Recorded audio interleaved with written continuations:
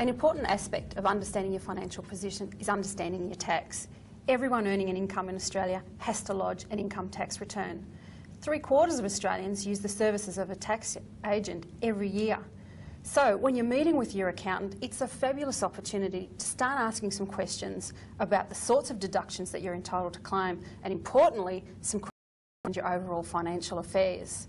Now, sometimes knowing what questions to ask can be really difficult, so we're here to help get the ball rolling and provide you with some questions you should be asking your accountant.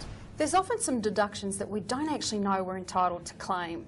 Now, this could be things like charitable donations. They are frequently tax deductible. It could be things like income protection insurance. It could also be things like laundry expenses for washing your work uniforms. And some occupations actually have tax deductions available to them for certain safety equipment. Certain income earners will have to pay a Medicare levy surcharge unless they have taken out minimum levels of private health insurance. Even small contributions made very early on in your career can make a huge difference to the amount that you can retire on. The earlier you start, the better you'll be.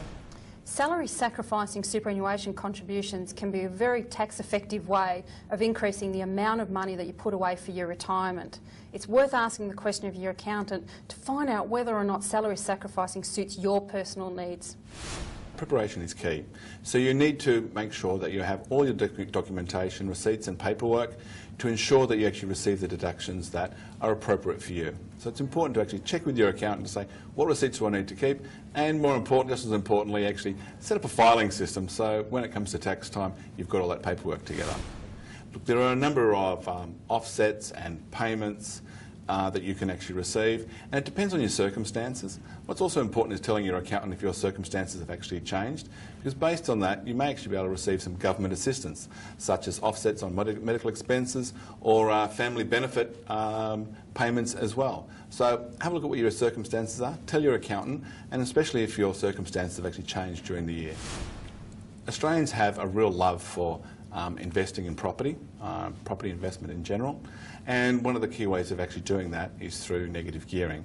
So quite often people say, well, what is the implications of negative gearing and what details do I need to know about it? And it has impacts on your tax and also on your cash flow.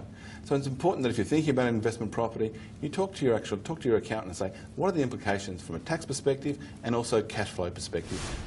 Quite often we think of borrowing money, be it for a house or an investment property, as going to the bank in a pretty simple process, but there are a number of considerations you actually have to look at.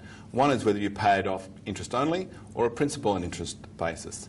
And there is a significant difference in terms of the amount of interest you're going to pay over the lifetime of the loan.